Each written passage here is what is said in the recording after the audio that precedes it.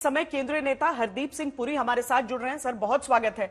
आपके हिसाब से सबसे बड़ी चीज जो इस मैनिफेस्टो की रही है, सबसे बड़ा मास्टर स्ट्रोक कौन सी चीज होगी जिससे आपको लग रहा है लोग सबसे अधिक प्रभावित होंगे?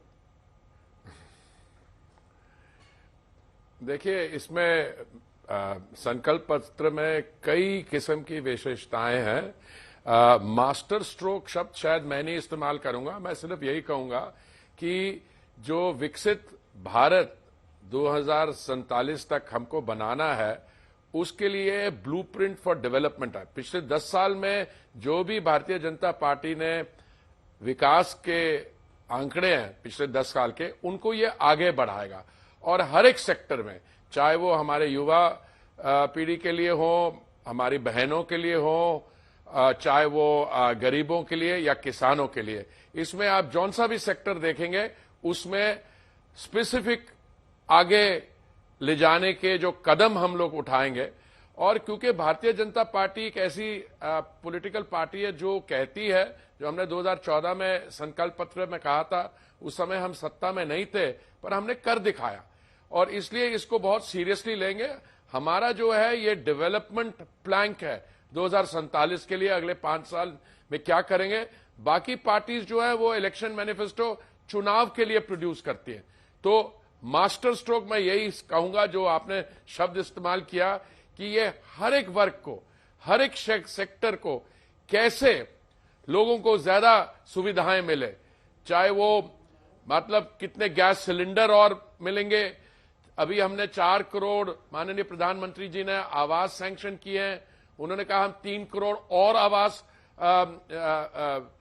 सैंक्शन करेंगे। घर घर में मुफ्त बिजली 300 यूनिट आप अपने रूफटॉप पे सोलर पैनल लगाइए और आपको घर की बिजली मुफ्त हो जाएगी और उसके ज्यादा जो आपकी प्रोडक्शन है उसमें आप अपना इलेक्ट्रिक व्हीकल भी चार्ज कर सकते हैं, उसको ग्रिड में भी डाल सकते हैं।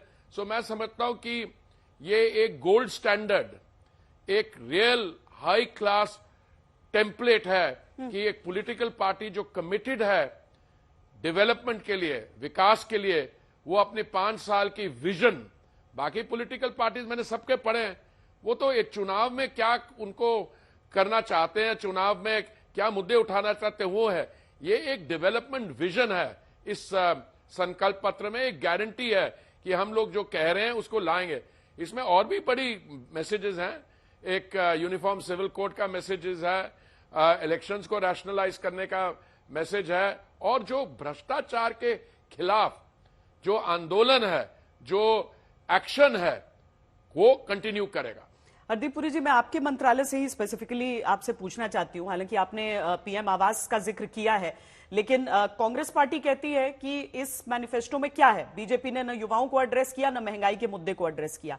पर अगर हम उस हिसाब से देखें तो प्रधानमंत्री इलेक्ट्रिक व्हीकल की भी बात कर देते हैं और सौर ऊर्जा की भी बात कर देते हैं और फ्री बिजली एक प्रोसेस के तौर पर समझ में आ सकती है, क्योंकि वो जिक्र करते हैं इस संकल्प पत्र के बारे में बात करते हुए कि लोगों ने अभी तक कितनी संख्या में रजिस्ट्रेशन अपना करा लिया है। देखिए, माननीय प्रधानमंत्री जी ने जो आंकड़ा बताया, उन्होंने कहा 1 करोड़ हमारे भाइयों और बहनों ने ऑलरेडी रूफटॉप सोलर पैनल पे रजिस्टर करवा लिया है। पर ये तो अभी ये जो योजना है इसकी तो जानकारी अभी कुछ ही 1-2 महीने पहले मिली है। तो अगर इसी दौरान 1 करोड़ ने ऑलरेडी रजिस्टर करा लिया है तो इसकी जो अपील है योजना की वो सामने आती है। जहां तक कांग्रेस पार्टी की बात है, मैं समझता हूं आप, क्योंकि आपका तो प्रोफेशन है, आप उनकी बात करना चाहेंगे, मैं इनको सीरियसली नहीं लेता हूं।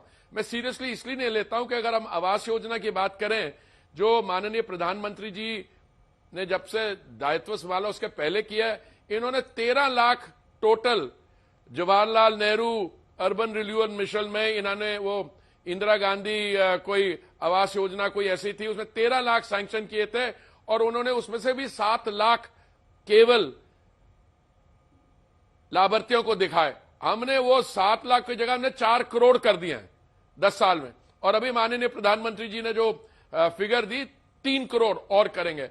इसके में मैं बताना चाहता हूं कि इंटरिम बजट जो हुआ था उसमें भी निर्मला जी ने और की थी, और आने वाले समय में जब हम रेगुलर बजट प्रेजेंट करेंगे तो 3 करोड़ जो माननीय प्रधानमंत्री जी ने कहा उसको पूरा कर लेंगे। जहां तक गैस सिलेंडर की बात है, कांग्रेस पार्टी किस मुंह से बोलेगी? जब कांग्रेस पार्टी थी, वो अभी उनके नेता कहते हैं हमारे जमाने में गैस इतने की थी। अरे भाई, तुम्हारे जमाने में गैस थी नहीं। 2014 में जब प्रधानमंत्री जी ने दायित्व संभाला, उस समय देश भर में सिर्फ 14 करोड़ गैस कनेक्शन थे। उसको हम लाके 32 करोड़ तक ले आए हैं। हमने 10 crore 28 lakh cylinder connection Ujjwala scheme में दी है गरीब परिवारों को। और आज माननीय प्रधानमंत्री जी ने एक बहुत महत्वपूर्ण बात कही। उन्होंने कहा अब हम गैस पाइपलाइन में से जो गैस आती है, नेचुरल गैस आती है, वो सिलेंडर गैस से 30% सस्ती होती है। तो एक तरफ से हम गैस के सिलेंडर की सैचुरेशन कर रहे हैं, और जो पाइपलाइन है, 2014 में पाइपलाइन सिर्फ 14,000 किलोमीटर थी, आज वो 22,000 किलोमीटर है। और 2000 कुछ समय में ये पाइपलाइन जो है 33,000 किलोमीटर हो जाएगी। तो घर घर में पाइप्ड गैस जो 30% सस्ती है, वो भी मिलेगी। तो लाभार्थियों का ये जो पूरा वर्ग है हरदीप जी, जिस तरीके से उनमें से कुछ लोगों को आज निमंत्रण भी दिया गया कि आइए, आपको उनको उनके हाथों में भेंट किया गया, उनके लिए यकीनन एक बहुत बड़ा पल होगा कि प्रधानमंत्री के हाथों से वो उस संकल्प पत्र को पा रहे थे। ये बड़ी मैसेजिंग है बाकी के देश और देशवासियों के लिए भी। एकदम, मैं तो वहां बैठा हुआ था, इतना इमोशनल मोमेंट था श्वेता जी, मैं आपको क्या बताऊं। एक लाभार्थी है बेचारा, वो मुश्किल से कोविड महामारी के दौरान अपना जीवन जी पाता, मुश्किल से वो मनी लेंडर्स के पास जाके पैसे, प्रधानमंत्री जी ने स्वनिधि योजना शुरू की। स्वनिधि योजना में कोई कोलैटरल के बगैर पहले 10,000 का लोन, उसको लौटाएं तो 20,000 का लोन, उसके बाद 50,000 का लोन। तो आप देखिए आगे समय में ये माइक्रो एंटरप्रेन्योर्स बन गए हैं, और आज जो उनको सुविधाएं मिल रही हैं, जो हमारे गरीब वर्ग के हमारे बहन भाई हैं, उनको देश भर में 5 साल और दिन में 3 समय का ड्राई राशन मिलेगा। और अभी और जो हमारे क्या होता है, बच्चे चले जाते हैं बाहर, माता पिता यहां रह जाती है। प्रधानमंत्री जी ने यह कहा कि आयुष्मान भारत की जो योजना है, वो जिनकी 70 साल के से ज्यादा आयु है, उनको भी इसका लाभ मिलेगा।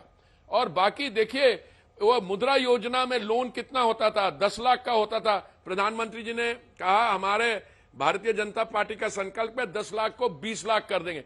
देखिए, आप सारा देखिए शुरू से, युवा के लिए क्या किया, महिलाओं के लिए क्या, 3 करोड़